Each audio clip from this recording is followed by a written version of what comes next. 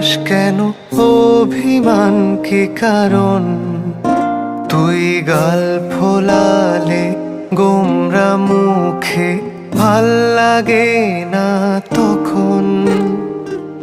একটুতেই তুই রেগে যাস কেন, অভিমান কি কারণ?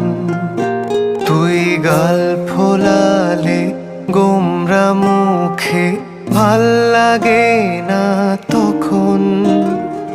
কি করি বল, খুঁজে যায় রাগ ভাঙানোর ওষুধ।